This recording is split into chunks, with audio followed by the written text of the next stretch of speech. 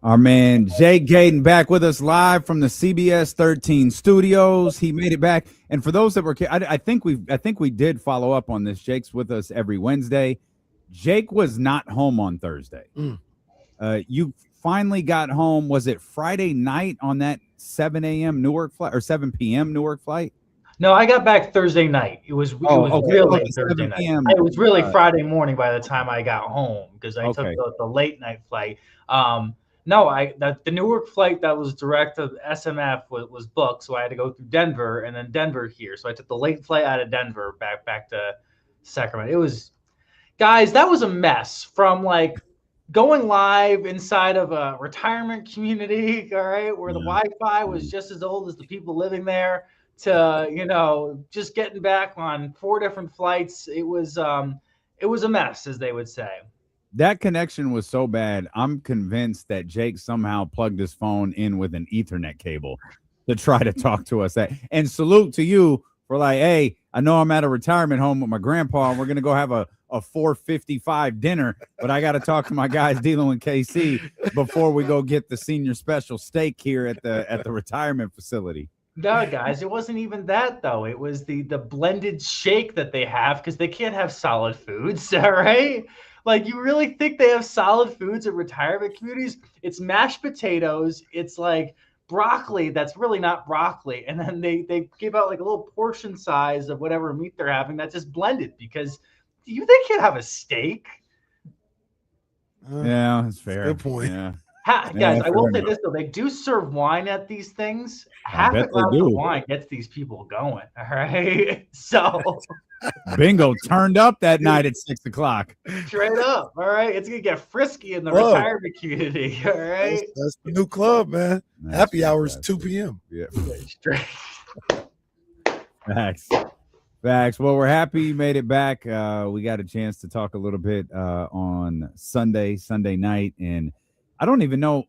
I don't think the Kings have played since then, have they? No, they haven't. They played Monday. Oh, that's right. They did. That's right. That's right. They played the Pacers. Yeah, and they lost. Yeah, they lost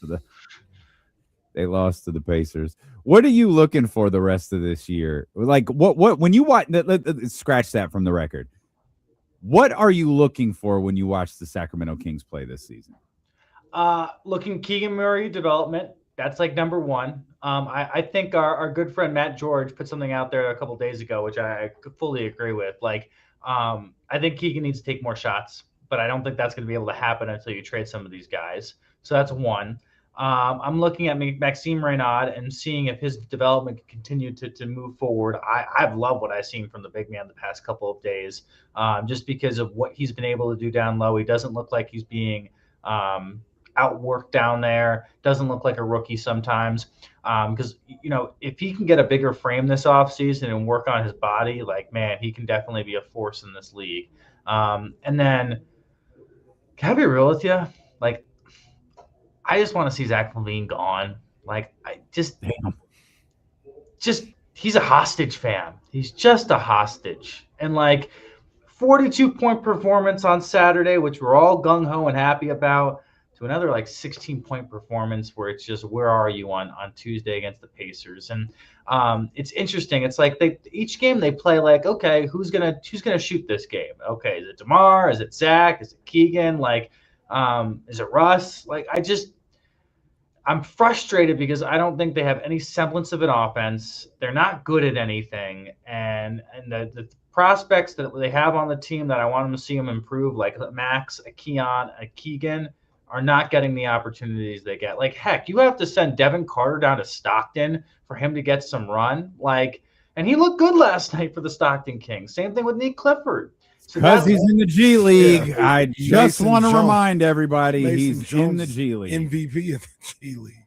You're not wrong. It's just I would like to see him get my issue is with Devin Carter is I don't want to have a Davion Mitchell 2.0 situation. Now, could it not be that and it's not the same yin for yang? Yeah, you're probably right. But I want to make sure there's no buyer's remorse with any of that.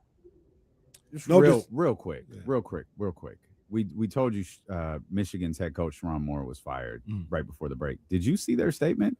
I No. did not, but I've seen some people talking in the chat. He was fired with cause because he got into a relationship with a staff member.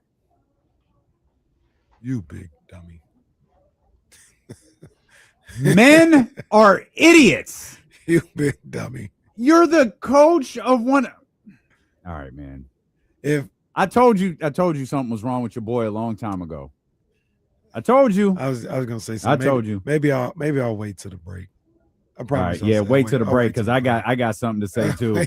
That was not a part of Schefter's original tweet, but yeah, this dude. I'll wait till the break. Unbelievable. Unbelievable. What a disaster. Here comes Brian Kelly. Oh, my family. You know what? Eh? As someone who roots for Ohio State, I hope that happens. Oh no, we'll beat. Go Brian get Brian Kelly will beat Ohio State. Okay. He'll beat Ohio. They'll beat Ryan Day with his nipple spears. We'll beat him. Wait, Brian Kelly's nipples will be pierced? No, Ryan Day. Ryan Day's nipples. Well, they are pierced. That's what I'm saying. Unfortunately. And it's really sad that we know that. I think Ryan Day should be fired with cause because America knows his nipples are pierced. We're on sideways, man. We are going sideways. Oh man. So Devin Carter, first and foremost, Davion Mitchell's way better.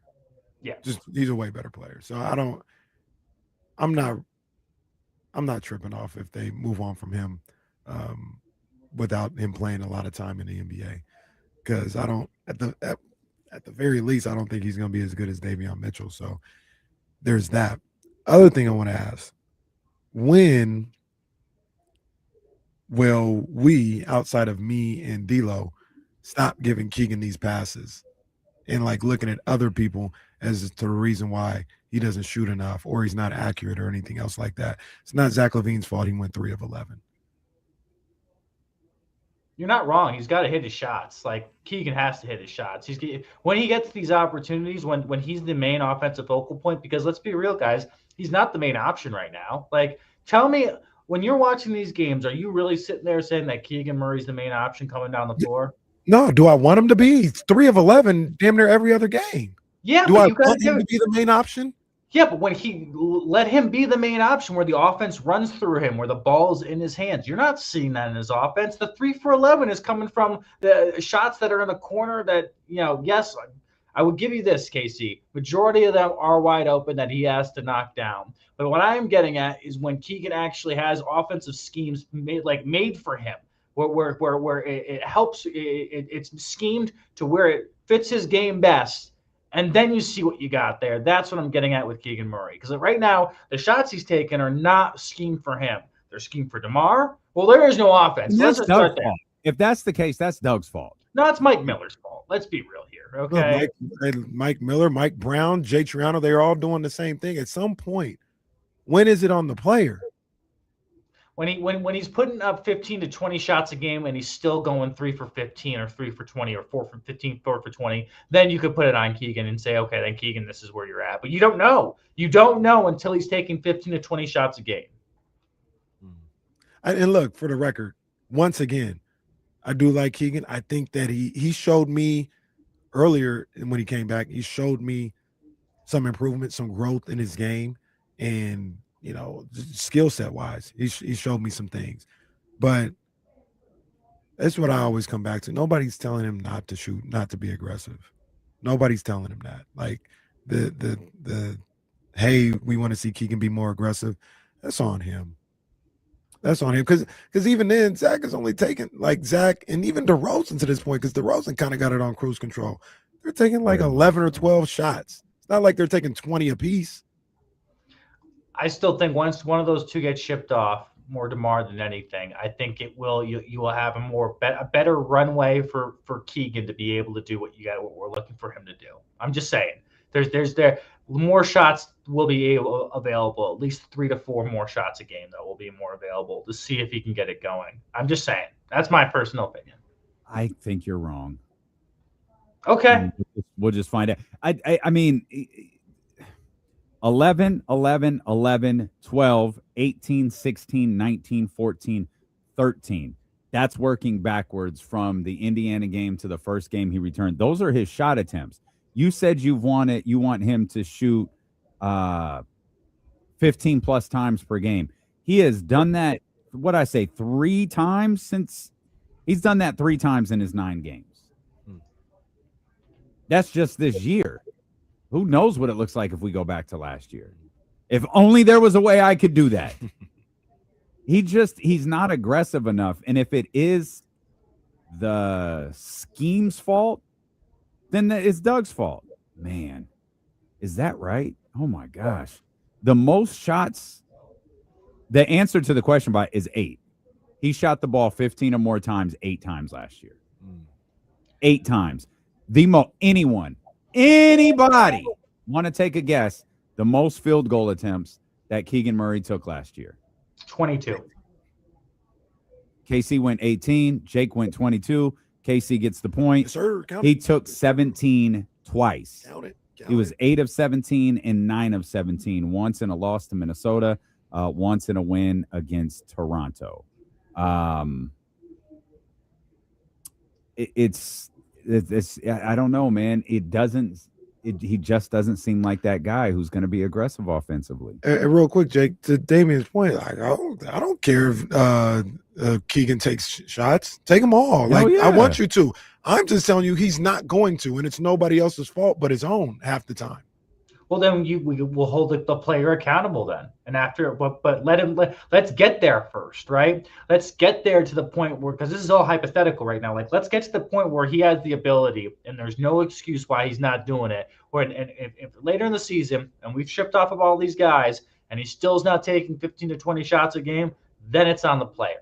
But he said this offseason that he's worked on being more aggressive, and you saw that the first 3 or 4 games when he first came back. I'm like.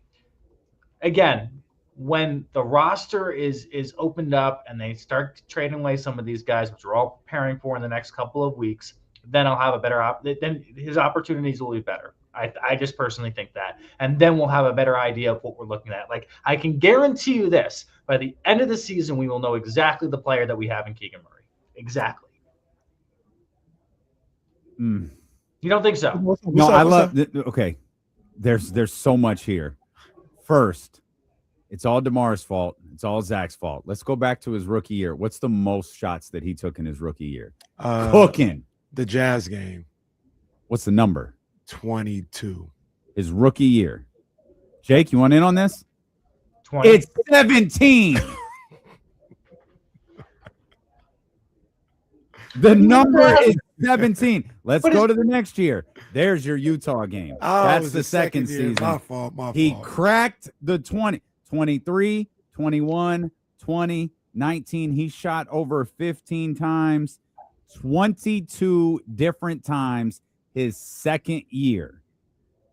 And just for fun, the most amount of times he shot last year, 17. And to Jake's point and the others' point, I think, would you say 18 times or 22 times he shot over 15 that second year? That second year, yeah. I would venture to say 12 of them happened when Malik Monk went out, and it was just Fox and Murray, and he was aggressive. I think in that time he averaged about 18 points per game and was getting the shots up, and he was fine. Like, I didn't think he was the problem or anything at all, but it was clear at that time that you need another score. I don't know, but there's some validity to that because a lot of these are in chunks. Yeah, like April 2nd, April 7th. What was Malik out for about 5 weeks at the end of the season? Was it that long? Maybe less than I don't that. think it was that long. Maybe less than that. He was out at the end of the first year they had the play-in. He was out for that game specifically. He got hurt. And then the year after that, he was out for the last month. So last year, he was out for the last month of the season. Yeah. He got hurt the second Mavs game they played towards the end of the season. They had a back-to-back home type thing. Well, a couple days in between, but he got hurt the second time. It was probably a sample size of about 12 to 15 games where Keegan had to be aggressive. He was aggressive, and he produced, like I said, to the point of like 18 points per game. I guess maybe to Jake's point, he's got to be the 1 or 2 option to do something like that. they still saw that and were like, we need more scoring. Yeah. So I have a question for you guys, though, because I've been wanting to talk about this on Sports Sunday with you guys, but we haven't had time yet. Mhm. Malik Monk, like, don't you feel like he fits the mold of what they're looking for here in Sacramento in terms of tenacious toughness, whatever it may be, professionalism? Or do you think that his game is so erratic that you can't put him in what they're looking for here? I don't understand why they're so eager to move Malik Monk. Okay. I'm with you on that. I don't know ball. Everybody knows that. I just don't get it. I agree. I agree. I think he does. He is erratic, but I think you can have a guy like Malik Monk on your squad if he's one or one of two guys Again, that are, kind of feast or famine. It's not building around. It's like, no, you have a guy here. Like, you need players like that. Being a part of. Also, he stinks right now. He is not playing well the last, what are we at, 3 games? Like, I'll go so far. He's playing really bad. He had one, it must have been 4 games ago because I think the number's at 3. It wasn't the Rockets game is the third. No, it was the Rockets. It's 2. It was the Rockets game. He was terrible versus the Pacers and terrible versus the Heat. They didn't need him against the Heat, though. That's the thing. At all. No. But but to answer your question, like I'd love to have Malik Monk around and be a part of and he does seem to fit the bill, regardless of what the 6 principles necessarily are. I feel like I would want Malik around if I'm trying to, start something from scratch. That's what I would think. But like I said, me and Damian, and it seems like you as well, Jake, we seem to be in the minority, at least when it comes to comparing ourselves to what the Kings front office might think. That's my big question. So I don't know. We'll see what happens with it. I'm intrigued because I think Malik, yes, he's a microwave on the court, but I think he's a perfect 7 or 8 option off your bench that you have a solid contract with him right now. I wouldn't be so bad with him. He's a microwave that doesn't always heat your food thoroughly, though. Yeah, well, work. You feel great, but sometimes you're like, man, Mom, my microwave is acting up again. The dinner's still frozen. and also, and I'll ask you this, Jake. Once again, I'm just giving the other side of it all. Would you want to pay him $17 million a year? And I think that's more so. Like, I think if you ask Scott Perry, he'd be like, yeah, at a different price, Malik could stay here for as long as we can have him. If it was like $8, $10, $11 million a year. At 17, I think that's more so why Scott may have some apprehension to continuing to have him on his roster. I agree. It's also an easier tradable contract on this roster, and that's why they're probably looking to move him. But I think in terms of the player itself, if you take away the contract, it's exactly who you want on this roster. I agree. I'd pay him with that contract. I'd keep him with that contract. Can we shift gears? We got to take 2 more minutes. I'm going to present 2 scenarios for you. I'd like for you to respond to both. What if the Patriots beat the Bills this weekend? What's that say? Well, first off, it says they're AFC East champs. And I also say that they're Super Bowl contenders because you've knocked off the Bills not once, but twice this season. Mm-hmm. 1 on the road, 1 at home. It's probably going to – I don't know. It secures you the AFC East. Don't know if it's going to secure you the bye. I think it might, though, because if you look at Denver's schedule the last few games of the season, it's a much harder schedule than what New England has. I believe New England has the Baltimore Ravens the week afterwards, and that's 2 cupcake games against the Jets and the Dolphins, if I'm correct, compared to Denver, I believe, has Kansas City on their thing, the Colts as well. There's a couple of Denver plays the Chargers. Yeah, exactly. So it's a tougher schedule. So I think it not only says that, I also think it catapults Drake May into the number 1 position for MVP. And if it's not that, Mike Vrabel is winning Coach of the Year. Like, it's between him. Yeah, I kind of feel like that. Yeah, got that locked up. Yeah, I kind of feel like that's happening. So Super Bowl contender. For me, what I like about it is it's either going to put the Patriots in the 1 or 2 seed. 1 seed, you get the bye. 2 seed, like, Yes, the Texans team is most likely going to be coming in here and having to play the Patriots in New England. Not worried about that. Really not. Like, I just offensively, I don't think Texans are that great. Defensively, they're incredible. But offensively, CJ Stroud's not there. And I think it's going to put him on a trajectory of having some serious conversations about them reopening another possible dynasty in New England. I think it's the honest truth. And I'm just intrigued. Did you guys know that Buffalo is favored in that game in New England this weekend? I didn't know they were favored. Your Stan hat is on pretty tough right now. So let's flip it. Let's flip it, because that was the other side. What if the Bills beat the Patriots this week? I think it's also a great thing for New England, because it's going to reset you and make you refocus of realizing that you guys had an incredible streak, 10 wins in a row, but anything is possible in the NFL. And for me, as a fan, I want to see them win. Me as a journalist and as a NFL savant who's watched games throughout my whole entire life, my whole entire career, I do like a late season loss. And the reason for it is it resets the team and it resets the focus, especially coming off the bye week this past week. If they're feeling themselves, they could overlook the Bills and it could be a different conversation. Do I think they're overlooking them? No, I think they want the division, but don't be surprised if they lose to the Ravens the week after on Sunday Night Football. I like a late loss, not a week 18 or week 17 loss, but a week 15, 16 loss, a solid reset to then send you into the postseason with a couple wins and feeling good about yourself.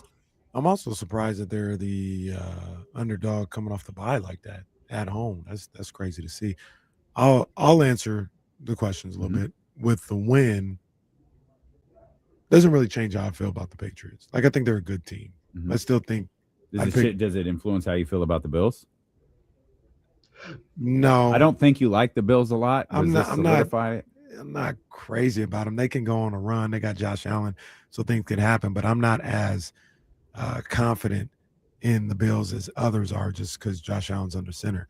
If the Patriots lose, they could go on a run. They could also miss the playoffs. Yeah. If the Patriots lose, what it says to me is, oh yeah, they're not ready for that big football. They played some sorry teams for the past 8 to 9 weeks, and they've handled business. They don't control the schedule. They've handled business the way you would want them to. But when it gets to them playoff teams, I don't know if they're ready. And that wouldn't even be the worst thing in the world. I feel like the Patriots are like a year early, to be honest with you. Yeah. It's not an indictment on the program itself. They kind of like the Bears, too. They're a year early. They're going to add some pieces as time goes along, but they may not be ready right now. But what my worry about it is, though, is I don't want them to be the Commanders of this year, where it's like the Commanders were a year early last year, and then they added all these pieces, and it really didn't work out this year. They're one of the worst teams in the NFL, and they're just that defense has not been great. They added names. I told people, and this is my boy, and it hurt me. I told them we sold him a lemon when they got Debo. Yeah.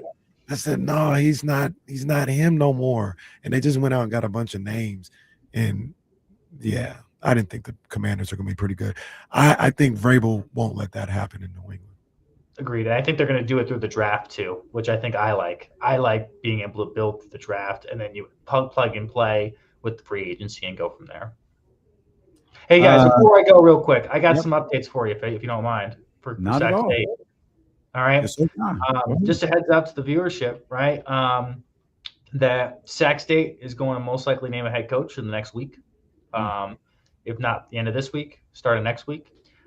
2 names that I've confirmed that have thrown their name into the hat: Troy Taylor, former Sac State head coach; Chris Richardson, current offensive line coach, has been there forever. Both 2 names have thrown their names in there. There's a couple other names that were surprising that I can't officially report because I haven't gotten confirmed, just the only things that I've heard. But I'm thinking next week that something's going to happen. I'm also hearing that Mark Orr, the athletic director, is running the search this time. It's truly Mark. I know Dr. Luke Wood had some creative ideas last time, especially with hiring Brendan Marion. And I think now Mark is charting the course this time of who they're going to bring in, because I think the one thing that I'm maybe frustrated with Dr. Luke Wood with this hire is he said he brought in Brennan to have some stability within the program and not just have Sac State be a step up school for all these athletes and coaches where it's just like you come here, you do well, and then you move to the FBS. He wanted Sac State to be the place that people want to come to. And once again, we're back in this position of it's a place where everyone uses to catapult their career, which is not a bad thing, but like make sure your messaging is on brand with that, right? I'm fine with Sac State being a shooting off point for a lot of these places, for Brennan, for Cam Scadaboo, for whoever you want to call, right? But make sure that that's your messaging. If not, then if you want it to be a stability program that everyone comes to and wants to come to, then hire the right coach to do so. So I think that's kind of where I'm at with the messaging. And that's where I'm at with the head coaching search. I think they need to bring in a guy that knows Sacramento. I think that's, for me, a key in this. Knows Sacramento, knows NorCal, because there's a ton of great high school football talent here that is going unrecruited that you could bring into a Sac State program and help develop and turn into really good college football here in NorCal. MP Sac in the chat says, I heard Sharon Moore is available. Okay. I'd fall out and die. I'd fall out and die. Stay away from the Hornets. Well, you've got influence there, so why don't we tell our friends Mark Orr and Dr. Wood, let's keep people at bay with the I'm Hornets. going to be hired by Sac State. Oh, man, the coaches show there's with no KC and Sharon Moore. Live at Sky River Casino. We would pull up this clip every week. Nah, Okay? man. This clip would be in the intro every single week. All right. Gonna have to keep Stephen Brown away from his wife too. Oh, Yeah, that'd be the first event Stephen Brown show up to. Was this year a failure? Yeah. Yes and no. I think it was a failure in terms of not getting to where the expectations were, because I think the expectations were put way too high at the beginning of the season. But it wasn't a failure because it put Sacramento State on the map nationally. From Dr. Luke Wood's comments with the Panda Bowl, like those were planned, and I think that was a smart, strategic, eye maker type of move.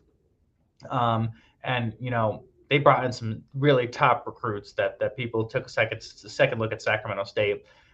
So I think exposure-wise, it was great for the program and great for the school. But program-wise, I don't think the program's in a great spot right now. They have lost their top FCS class. I think 5 guys have already decommitted, including their top recruit. Last night, their top wide receiver, Ernest Campbell, has entered the transfer portal. Today, their defensive line that led with sacks left. Offensive linemen's leaving. The program's not going to be in a great spot after this year. So that's where it's a negative and a positive. Scott Perry gonna have to come in and fix the team. No. This is Zach Levine of Sac State football. Okay, I'm not touching Jake. We're gonna let you go. I'm not touching. Hey that. guys, just real quick, just a reminder: bring out all your Hanukkah gear for next week.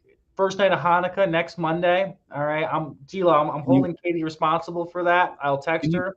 Can you tell me what is Hanukkah gear? What I'm like? How is that Brendan laughing in the background? Yes.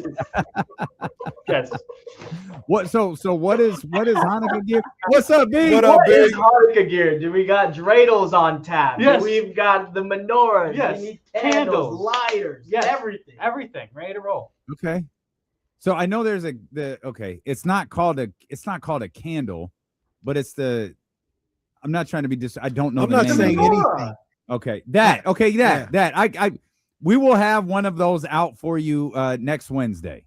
Thank you. I appreciate that. If we need to order on Amazon, I can get it shipped directly to the D'Lo and KC studios. I'm confident you could. I'm confident. I don't know what to say, so I ain't saying nothing. Jake, we appreciate you, buddy. I don't want no As problems. Go get some latkes, okay? I don't want no problems. Potato pancakes. Have fun. I'm with Casey now. I'm not saying. I don't want no the problems. Yacht Club after this. I love okay? everybody. I don't want no problems. Yeah. All right. Thanks, Jake. Thanks, Brandon.